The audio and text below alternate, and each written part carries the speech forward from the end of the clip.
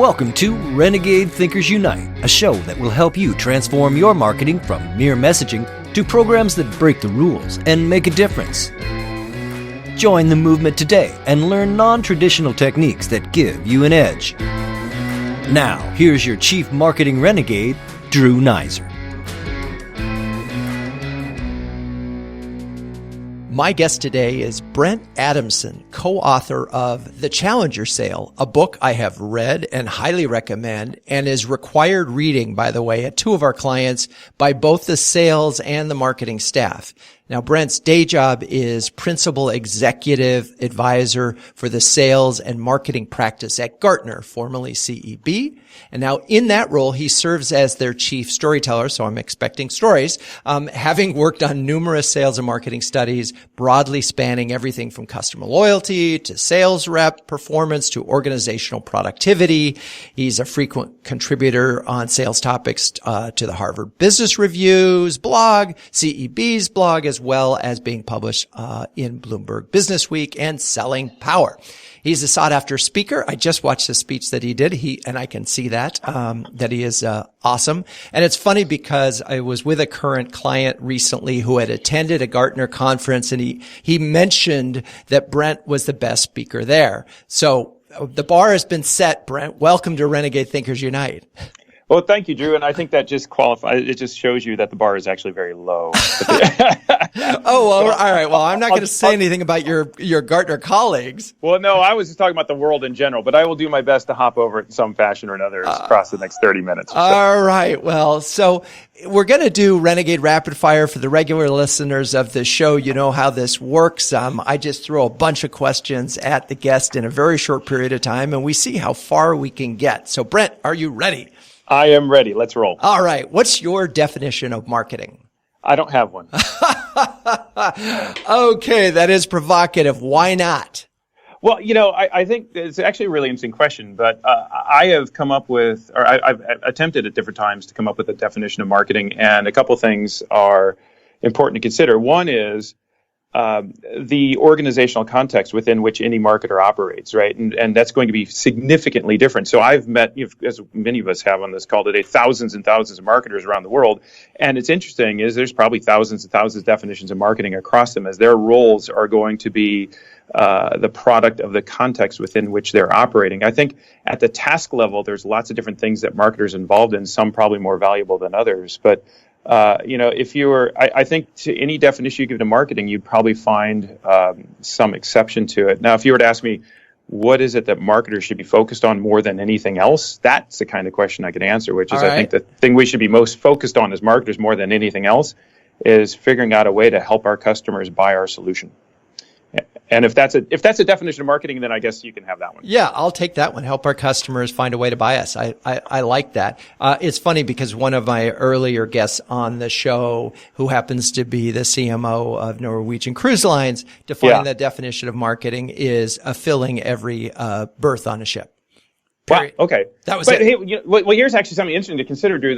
One of the problems I have with saying the definition of marketing is helping our customers buy our solution is that's not just the definition of marketing. I'd say that's the definition of sales, too. So therefore, is it still the definition of marketing or is it something else? I'm not sure. But I think that's the thing we have to consider is when I get into definitions, I think as this call progresses, we're going to find I'm really beginning to solve more and more in our research for what do we as a commercial organization need to do? And I think in many ways, this distinction, particularly between sales and marketing, is actually getting in our way of making that happen. Interesting. Okay, we'll circle back on that. So what is then, therefore, can you define a primary role for the chief marketing officer as you see it?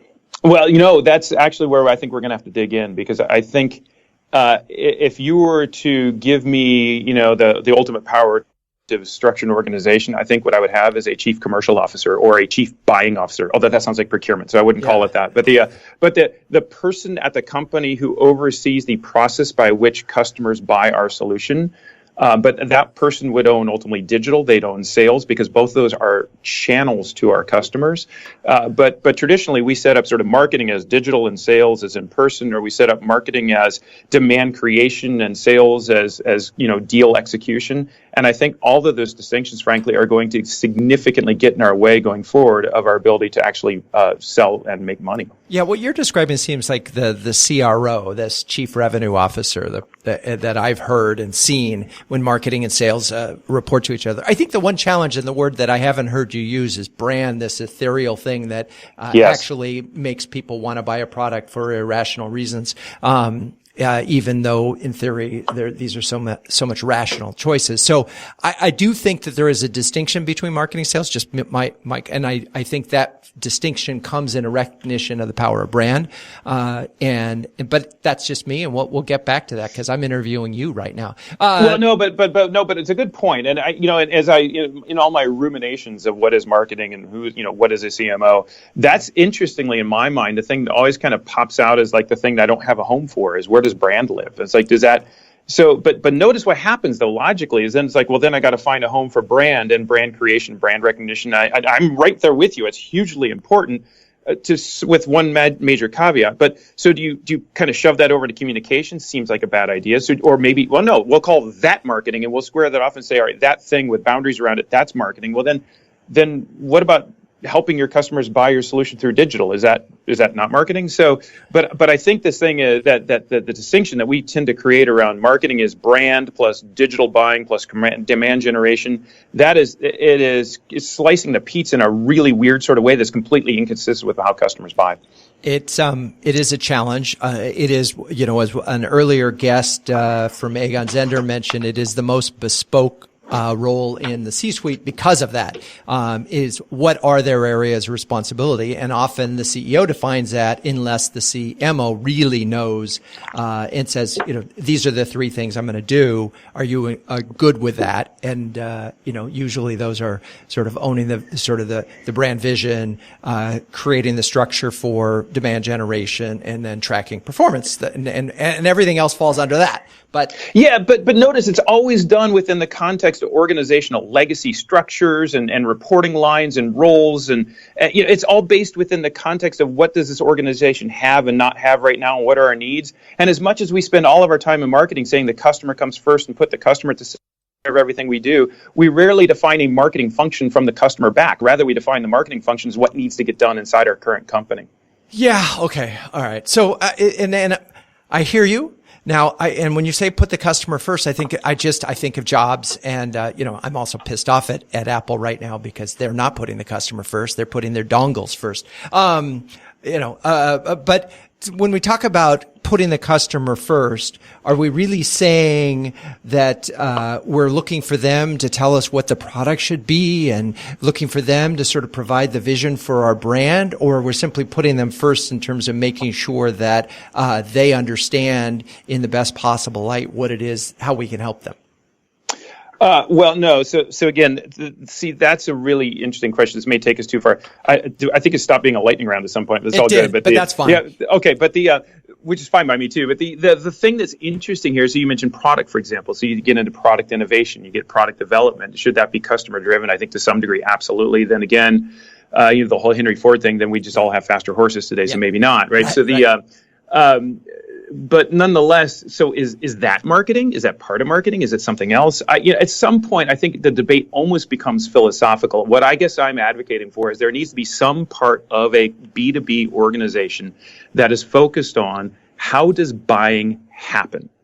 What are the mechanisms of buying? What's the process of buying? Who's involved? What are the challenges of buying? Just how does that whole thing evolve over the course of a purchase journey? And who owns that inside of the organization? And what's interesting is that traditionally we say, well, sales owns part of it, marketing owns part of it, and your customers don't look at it that way. And so whether or not we have a function for brand, and whether or not we have a function for product development, and whether or not we have a function for something else, customer service, so probably all of those things are important. However, what I'm now seeing in our research is clearly some need, a significant amount of need for an organization to have some sort of cohesive, coherent function, call it what you will, that is specifically on the hook for understanding the buying process, how buying happens, and influencing that buying process in a material way through all the channels to which we have access to our customers, whether they be digital or in person. All right. And that is what we are going to spend the rest of the show on. We are going to talk about and really get into what that buying journey is. I'm curious, as before we sort of wrap up this part of the segment, Sure. Are there brands out there that you're seeing that are doing this really well? Not in the B2B space, no. Okay. I think we're just beginning to see this new reality come over the horizon. And what's interesting is you can find versions in the business to consumer side, but it's different at the same time. So no, I think just you see hints of it. But it's interesting. I did a meeting just last week in London with a bunch of chief sales officers, and there's a head of a CPG company for Europe. He came up to me after the meeting, and he's the GM or the managing director for Europe for that company.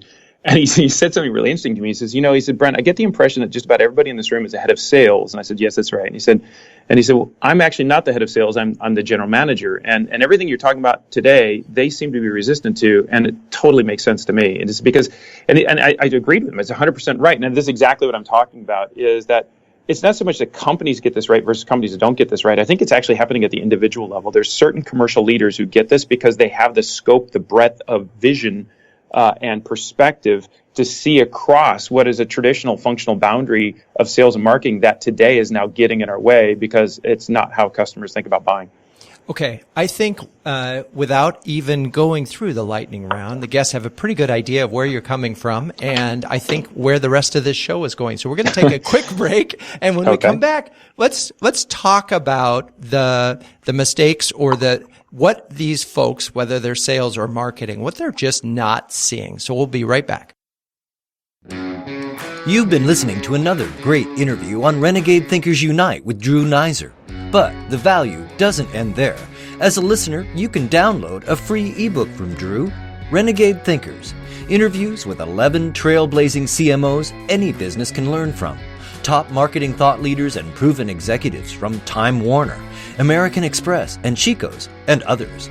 Get your free copy at renegadethinkersunite.com/ebook. For listeners only at renegadethinkersunite.com/ebook. Okay, we're back, and my guest is Brent Adamson of Gartner. And we've been talking, just started to scratch the surface on this thing called the customer journey and why and how buying happens. And but maybe you could walk us through the basics as you see it, that customers, that your customers, the B2B brands, are not getting. Sure, absolutely, and for what it's worth, this is sort of I don't. It sounds self-flattering. I don't mean it to be, but sort of cutting edge thinking, at least cutting edge for us. In other words, we're right at the boundary right now of our current research, and what I mean by that is we are learning along with everyone else, right? So sometimes when we put these really tough or interesting or renegade ideas on the table, people immediately, and I think rightly so, want all sorts of really practical answers, and sometimes our answer is, I don't know. It's a really good question, But I'll at least to the degree that's worthwhile, I'll put our perspective on the table. But if you think about how we've traditionally thought about sales and marketing in a business-to-business space and adapting to customers and helping customers buy, more often than not, we tend to think of that as a linear progression, that the purchase happens along a purchase journey or a purchase path. And for what it's worth, we've done a huge amount of research in our own organization, at first at CB and now Gartner, where we've helped our member companies and client companies understand that purchase journey, understand all the different aspects of it. We spent a lot of time over the last couple of years talking about the fact that it's not just awareness, consideration, preference, and purchase, because ultimately that's far too limited in scope, right? After all, it's awareness of whom? All of us, and consideration of whom? Of us. So that's not the purchase journey. That's what I like to call the purchase from us journey. But nonetheless, we've expanded the scope to think from the very moment a customer identifies a problem, whether we're the ones that taught them they have a problem to begin with through what we call commercial insight, or they've identified a problem on their own.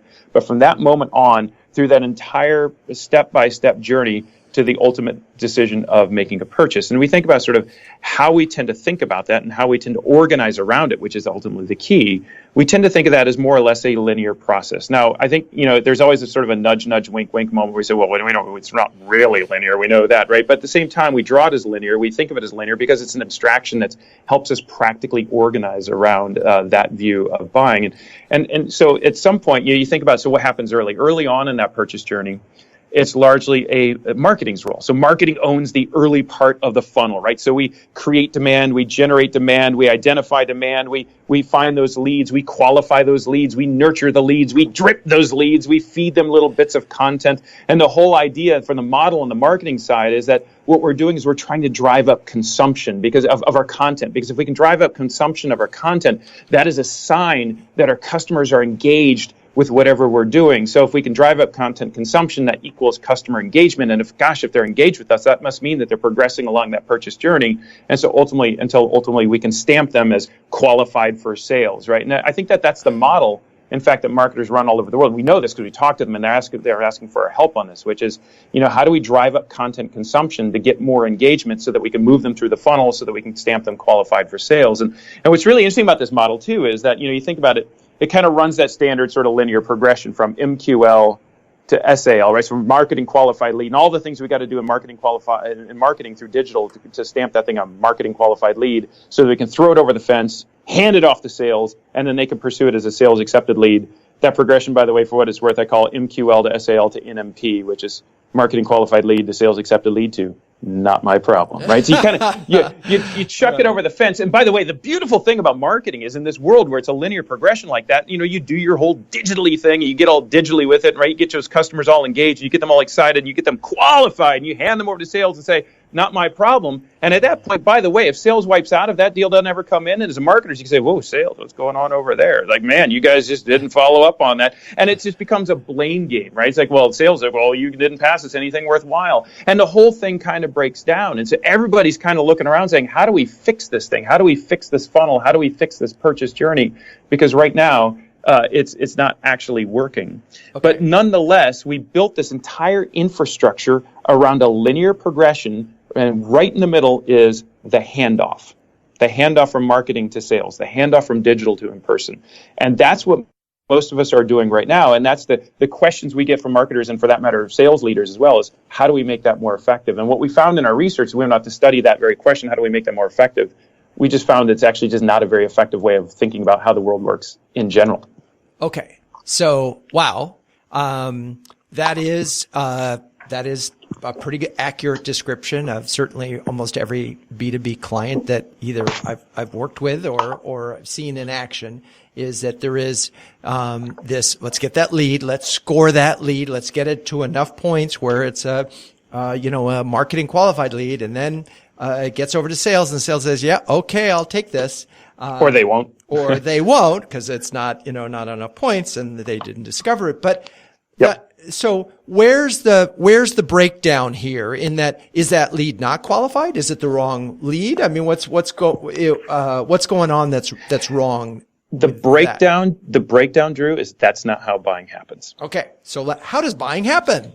So that's where this stuff gets really interesting. And this is the latest thinking from us in our research, because we were in our effort to try to understand how to make that system work more effectively, how to progress leads across that linear a map and get to the handoff and get past the handoff, all those kinds of questions everyone asks. We figured, well, all right, let's make sure that we understand how buying happens to begin with. So so you'll be familiar perhaps with the approach to buying called jobs to be done, which is a Clay Christensen, Bob Mesta model that's become quite popular, or at least well known in the last couple of years. So working directly with Bob Mesta, we, as a sort of a consultant on the project, we went out and we surveyed a series of senior leaders at large B2B corporations, all involved in the purchase of some sort of complex solution in their organization, applying this jobs to be done framework, trying to understand what does buying actually look like, B2B buying. And we're not talking like the replenishables or the transactional stuff. We're talking the multi-million-dollar complex solutions that take anywhere from 6 months, a couple of years to buy,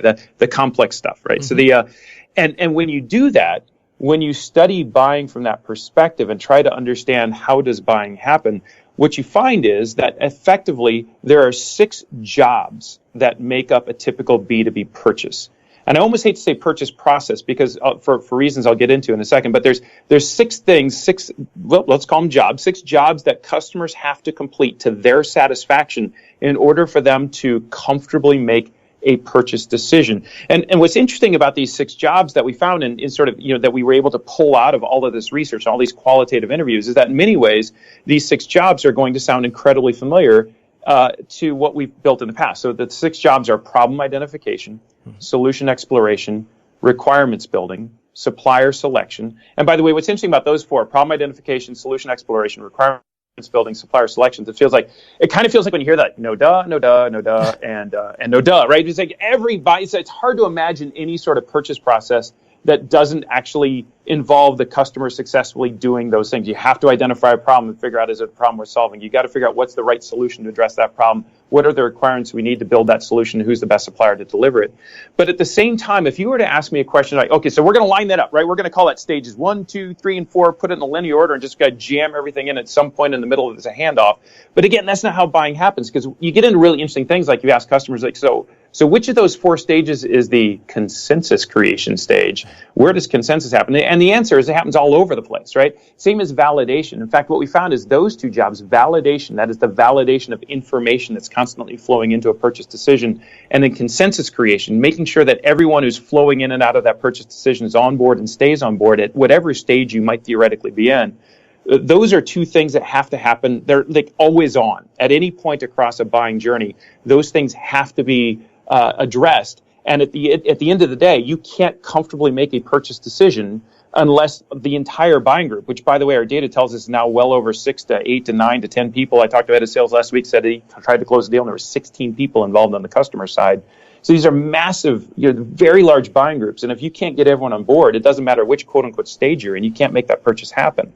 So go ahead. So my question, is 5 and 6 consensus and validation, or are those just sort of part of everything? Sorry, that is 5 and 6. Okay, 5 and 6. So now here's where this gets interesting. All right. So if you've got these particularly the top 4, the 4 that feel sort of logically linear: problem identification, solution exploration, requirements building, supplier selection. You think, of course, they flow in a linear order. You start with 1, you do the 2, and you move to 3. But when we went out, we took those 4 jobs in particular that feel logically linear, and we put them into a large survey that we ran with several thousand individuals all involved in a complex B2B purchase. And we asked them just a very straightforward question, which is at any point along this purchase journey, did you go back and revisit any one of these jobs as part of the purchase process? So having thought you complete it, did you go back and have to revisit that job? And what's interesting is 90% of those B2B buyers that we surveyed reported having to revisit at least one job. And when you look at it by the job, it's set at everything. Every single job gets revisited at least 76% of the time. That is essentially, we call this looping. And I think and the reason why looping matters is because it tells us that at the end of the day, when customers are engaged in a buying journey, that buying journey is not a straight line, but it's a looping journey. It circles back on itself. It starts and it stops. It moves forward, and it says 1 step forward, 2 steps back, then 2 steps forward, then 1 step back. And there's all sorts of things that actually happen in a purchase journey which force customers to go back and revisit ground that they thought they'd already covered, which, by the way, is so incredibly frustrating to customers too, because just as we as suppliers think it should be a linear process, so do our customers. I mean, how hard could it be? You identify a problem, you explore the solution, you build the requirements, you select a supplier. And yet, the old saying in the military, like no plan, no strategy ever survives engagement with the enemy. It's the same thing in buying, which is no purchase ever survives engagement with your own organizational reality, because procurement gets involved. The capital review board has to come in. The CEO changes over. The end user community says that's not what we need. Everything gets just revisited and stuck and unstuck and move forward and then back. And what you find is that a purchase process looks anything but linear at the end of the day. It doesn't look anything like the models that we've created. At the end of the day, ultimately what customers have to do to make a purchase happen is to lock all 6 of those jobs in simultaneously. It's kind of like launching a nuclear missile. You got to turn all the keys at once, or the plate spinning act where you got to get all the plates on the stick spinning at the same time. You get the first one spinning, the second one spinning. By the time you get the third one, the first one's wobbling, right? So it's a purchase, a B2B purchase doesn't happen until all 6 jobs are completed in the minds of the customer to their satisfaction. And you know what that tells us? That tells us ultimately that B2B buying isn't about progression, it's about completion. It's not about moving someone forward from beginning to end across 6 jobs or 6 stages. It's like you start with job 1 and move them to job 6. It's about doing whatever we can through whatever channel we can at whatever point we can to help them, give them the help that they need to complete each of those 6 jobs. And when you look at it from that perspective, then it turns out it's not about the handoff at all. We'll come back to the handoff point, but it's a very different kind of perspective, completion versus progression. No, and that there's so many things in there that I want to respond to, but it's fascinating to me particularly in say marketing technology. If we just take that little segment right there, you could say, you know what, I'm just going to get an ABM solution because I've decided I want to do account-based marketing. Then you say, well, I really have a marketing automation solution that I could plug ABM into. Do I want a discrete one or do I just want a more robust one? Oh, wait, now my CRM is there. So do I go back in Salesforce and look at the whole full suite thing? So I can absolutely see, because the minute they identify the problem is, or opportunity, it's ABM, then they line up a bunch of solutions and they go, well, maybe not. Maybe it's not about that. So interesting. I see that loop happening, but now it begs the question. And I think I saw in some of your research, a lot of this is happening, the problem, the solution, the requirements, the supplier selection, without the supplier being involved, right? I mean, it's like 80+% of this activity is happening before they even engage. Well, without the supplier sales rep being involved. So meaning they've seen marketing, they've been to the website, they've checked out, they've watched demos, they've done some of those things. Well, they've at least tried, right? In fact, which is, I think, one of the things that's so interesting about this data. So again, you take these 6 jobs, right? And you bake them into your quantitative models and you put them in front of customers and ask them other questions. For example, you ask them, to what degree did you, and you give them, for example, we gave them channel choice. In one question, we said, to what degree did you use the following channels to complete this job? And so we gave them all 6 jobs, again, problem identification all the way through validation, consensus creation. Asked them, to what degree did you use a supplier sales rep to help you complete this job? And to what degree did you use the supplier website to complete this job? And what's interesting is every one of those bars, whether it's supplier rep or supplier website, is about 80% or higher. In other words, customers are actively and frequently going to both your reps and your digital channels for every job across a purchase process. Now, that's irrespective of timing. So the sales reps might be later and the digital might be earlier, but it doesn't matter, because if I'm looping, at the end of the day, I've got to solve not for progression, I've got to solve for completion. And right now, your customers are engaged in multi-channel buying in a way that we're not set up to deliver, right? So that the degree to which you are helping, so at the end of the day, it's what this really becomes, is a story of how can we help our customers buy? Because the other thing which we haven't even touched on in this call yet today is the number one thing we know about B2B buying is just it's incredibly difficult. There's so many people involved and there's so many different options and there's so much information. And just the scenario that you just laid out about buying an ABM solution, you didn't even scratch the surface, because as soon as you decide that I want an ABM, but it's got to plug into the CRM system, but you don't get to decide, at least not alone, right? No. Because what about the IT team? They're going to want to have a say in this. What about procurement? That thing's expensive. What about the sales? The head of sales is going to say, you know how many feet on the street I can hire for that same amount of money? Right. This is purchased by committee. And every single one of those individuals is going to have a different set of priorities that they're trying to solve for. And by the way, what we also know now is that every one of them is going to have done their own independent individual research prior to ever coming to the table where you guys sit down and try and figure out and hammer out that decision. And at the end of the day, you ask customers, what does it feel like to go on that journey? They'll tell you it's awful.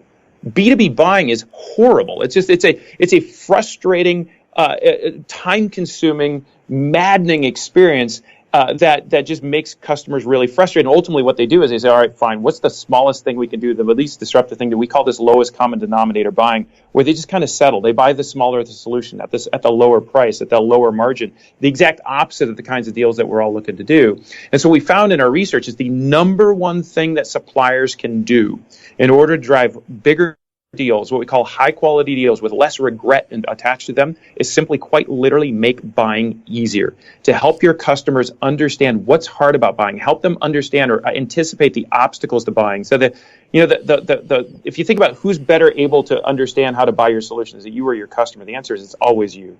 Because your customer's probably buying it for the first time, whereas you, the supplier, you're selling it multiple times. So hopefully all the time, multiple times a week, you know what can go wrong. You know what can go right. You know what's going to go off the rails. And so helping your customers anticipate those obstacles in ways that they haven't turns out to be really important. In fact, they are coming to you for that help right now. And they are agnostic as to whether they get that help through digital channels or in-person channels. So yeah, to some degree, perhaps they are delaying engaging with a rep, but only because they're trying to understand what it is that they're looking to do. But they will ask reps that too. And they're frankly not getting very much help, because we also ask customers, to what degree do you find either one of those channels actually impactful or very impactful on your ability to get those jobs done? And those scores, instead of being 80%, were all in the low 30s. Oh my gosh. Okay. So I'm going to tell you a story about a buying decision that I had, and I want to know if this is what we're talking about. So, okay. I was on the co-op board of obviously of my co-op, and we had to renovate the hallways, and nobody on the board, the 7 of us, had ever done a hallway renovation. So we interviewed, we got our managing agent to bring in 3 good construction companies to do this. So we interviewed the first one. We said, so hey, how did what do you guys do? He said, well, we do some restaurants, we do some buildings, we do this thing. I said, okay, great. And what's your process? Well, we started at the bottom and work our way to the top. I said, oh, okay, great. Next guy pretty much said the same thing. So then we interviewed the third company, and we said, so what do you guys do? He said, well, we only do hallways for co-ops and condos. I said, really? Only that? And he said, and by the way, you always start at the top and work your way down because gravity is your friend. And here are the 10 emails that you're going to need to send to all of your co-op members for the issues that come up. And by the way, we put 10% of our budget in cleanup so that every day we vacuum the halls because the biggest complaint is dust. And they hand us those emails like the easiest buying decision I ever made, because or any of us ever made, because every single problem that we might have encountered as a co-op board in doing this renovation, they had solved and they were ready for us. Is that what we're talking about? That's part of what we're talking about. It's absolutely in the ballpark of what we're talking about. What's interesting is yes, it is what we're talking about in terms of they made it so much easier for you. They helped you anticipate problems you didn't even know you should be concerned about, and they did it in a very convincing way. What we're finding in the world of B2B buying in these large complex solutions is that you run into a version of that problem, not just in the implementation, which is where I'd say what they were talking about is arguably, if to use a metaphor, more the implementation side, the actual redecorating of the hallways. Right.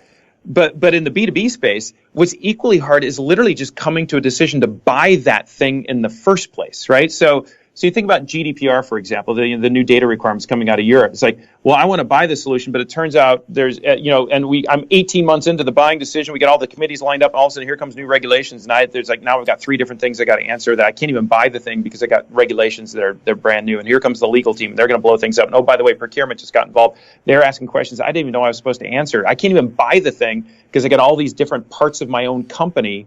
It's like everybody is convinced, by the way, that their own company is the most dysfunctional company in the world. And in fact, we're all about the same, right? But it's because everybody is engaged in, whether it's risk mitigation, whether it's savings. There's all sorts of different drivers to this. But there's all sorts of different ways in which companies will make it hard for themselves to collectively make a decision. So imagine that scenario that you just laid out, but sort of one step earlier in time, where maybe before you can even pick a vendor, you've got to talk to the home association. You've got to get permission from the city. Maybe there's a set of permits that you got to pull to even get permission to do this thing in the first place. And it would be that kind of help that they would provide as well. It's like, hey, let me just take you by the hand and become your buying Sherpa, right? Your buying coach. and we're going to coach you through step by step through the process of buying, because we can help you make these decisions in ways you haven't fully anticipated. Give us a couple of things that little nuggets that the CMOs and other marketers that are listening to the show can take away from this and focus and bring to their programs. Okay, a couple nuggets for marketers. I think the first one, top of mind for me at the moment right now, is when you ask customers where they go for information, where they go for help to get these 6 buying jobs done, and it turns out they are agnostic as to whether they seek or find the help from sales reps or website. But one thing they're not agnostic about is the degree to which they find consistent information across those channels. So nugget number 1 is, to what degree does your website offer the kind of buying support to your customers that is consistent with the kind of support that they might get directly from a sales rep? So if I go to a sales rep and I hear certain kind of information, if maybe they've given me a calculator to work through, or they've provided me data or a customer testimonial, and I think, you know what, before I just take that individual sales rep's word for it, I don't just buy from people, I buy from companies. It's trust but verify. So I'm going to go to your website and I'm going to get verification. And if I get to your website and all I find is the history of your company, we were founded in 1850 in the back of a pickup truck, and I don't care about that, right? It's like I find the map of the world with all your facilities. I find the list of all your capabilities and all your solutions. Show me the specific information that I need, that I'm looking for, that helps me complete my jobs, that is consistent with what I'm hearing from my sales reps. We live in a world now in B2B of multi-channel buying. It's old news for B2C, but it's absolutely our reality today for B2B. And if we're not consistent with the information and the help that we provide across digital and in-person channels, we are at a serious disadvantage in the eyes of our customer. I think that would be the first one. The second one is kind of what we talked about already, which is, to the degree that we have built a marketing engine specifically designed to progress leads to that handoff. We live in a world today where your customers don't think about it in terms of a handoff. So we've got to think about not building so much what I call the serial commercial engine, where it's first marketing, then sales, first digital, then in person, but the parallel commercial engine, which is effectively the same idea as that the consistency across channels. Is we, as marketers, own the opportunity to the very end, just like sales does. And Okay. that's a different kind of partnership. Brent, thanks for being on. This is the first part of the show, but we're going to do a little quick close on this part of the show. And thanks again for being on it. And for the listeners, stay tuned. We're going to have the second part 2 of this show will be coming out in a couple days. So keep your eyes on that. So Brent, thanks. And there's more in part 2.